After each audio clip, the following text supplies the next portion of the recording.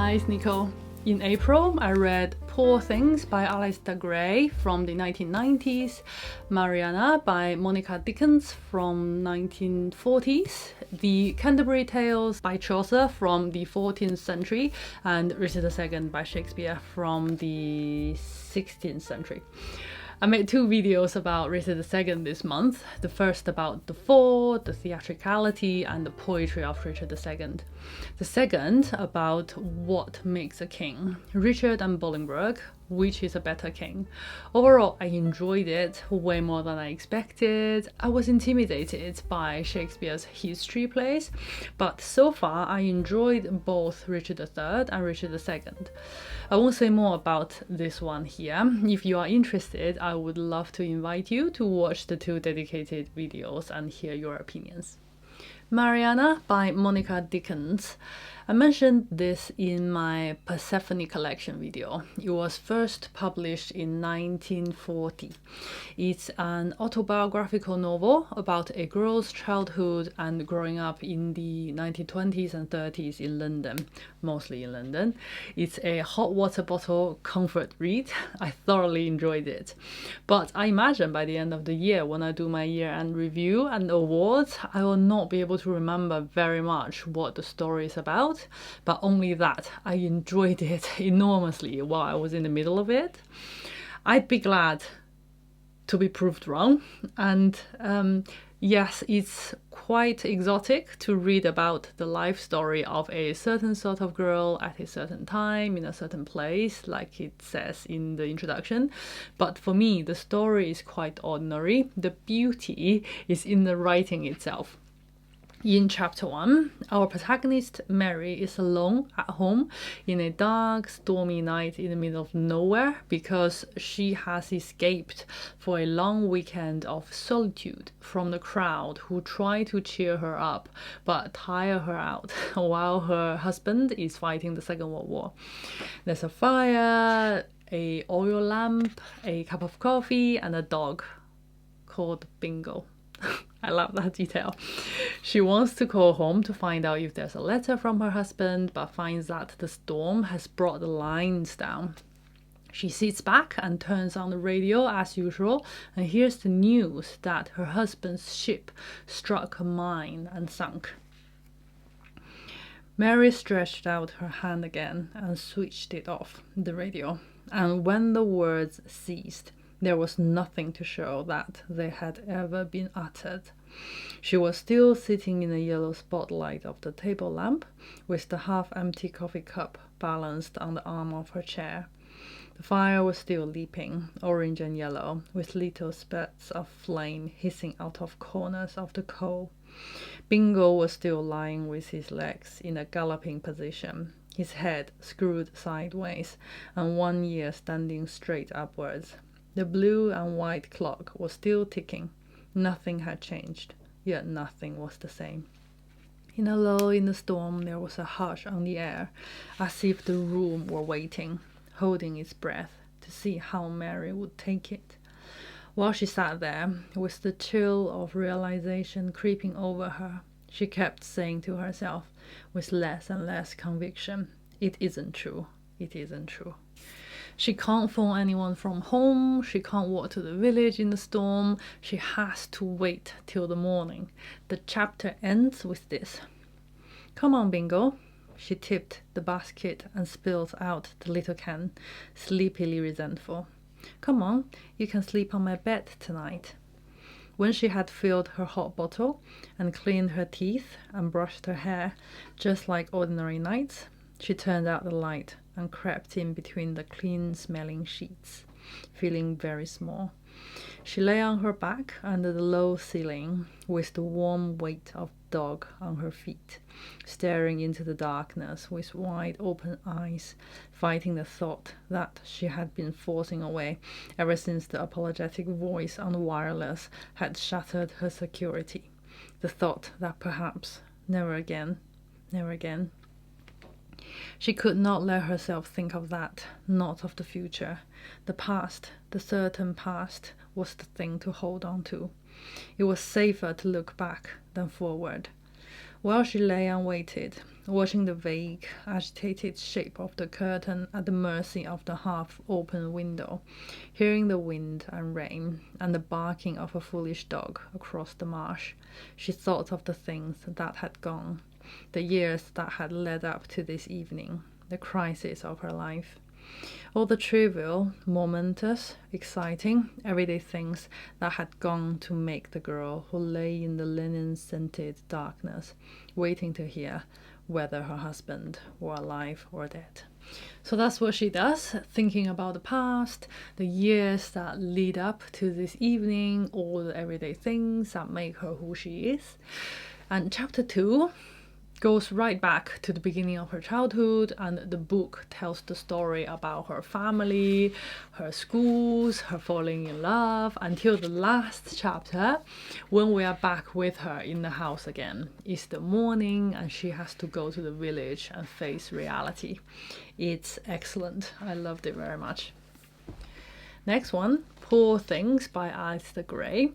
I didn't plan to read Poor Things, though I heard of it from Jen Campbell a long time ago.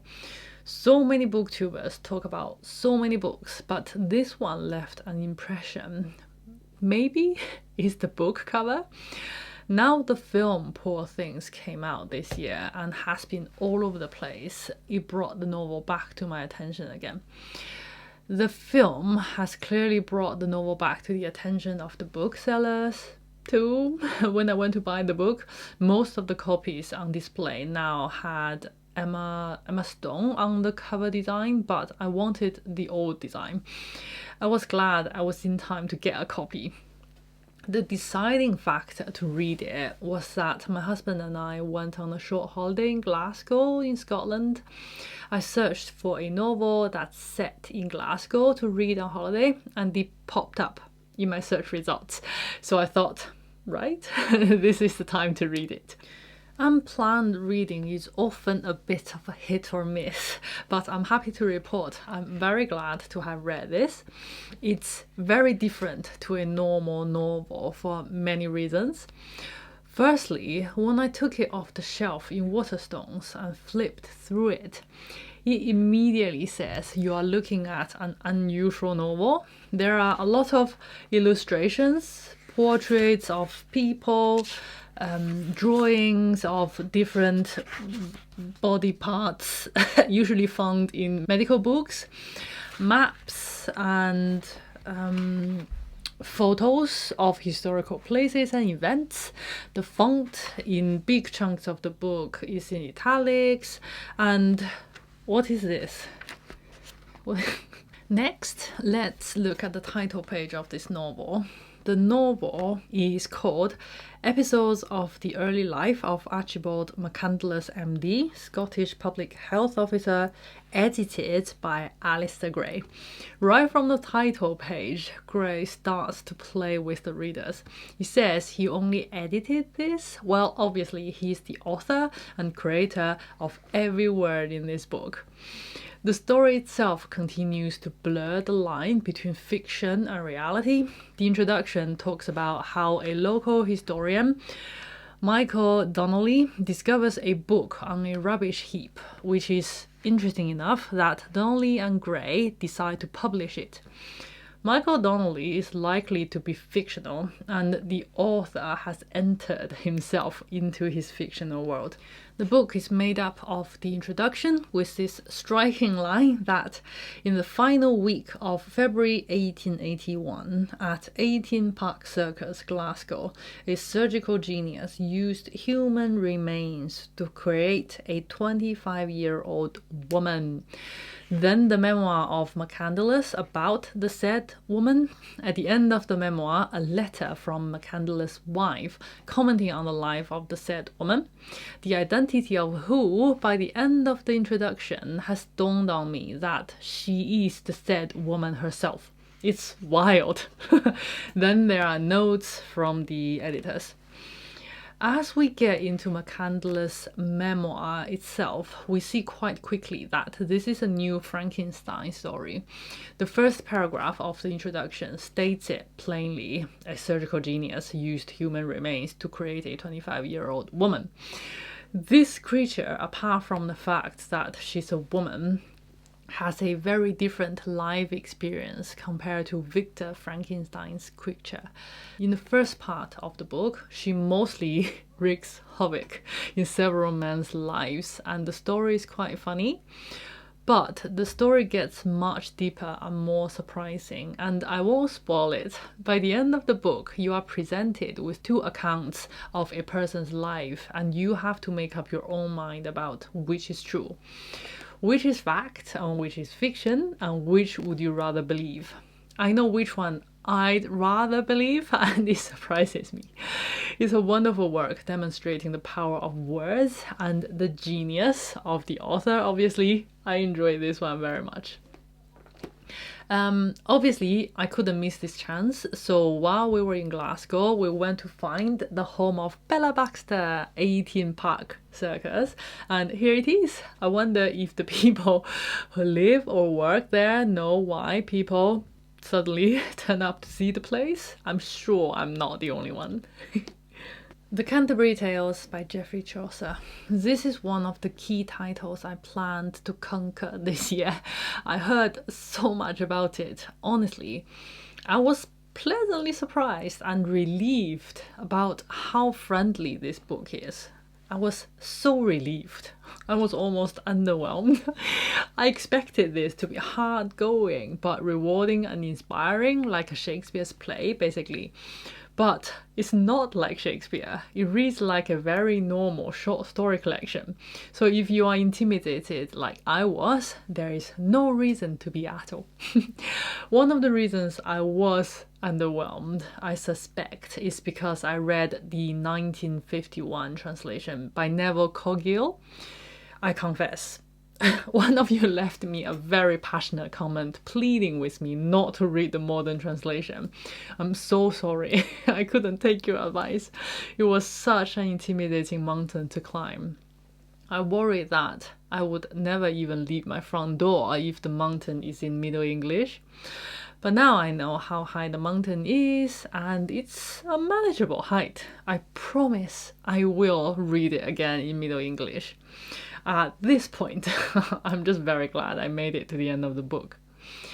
The Canterbury Tale is a collection of 24 stories written in Middle English by Geoffrey Chaucer between 1387 and 1400, mostly in verse. The tales are presented as part of a storytelling contest by a group of pilgrims as they travel together from London to Canterbury.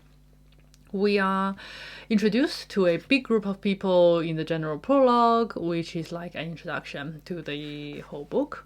For the rest of the book, a person, for example, the miller, would tell their story called The Miller's Tale.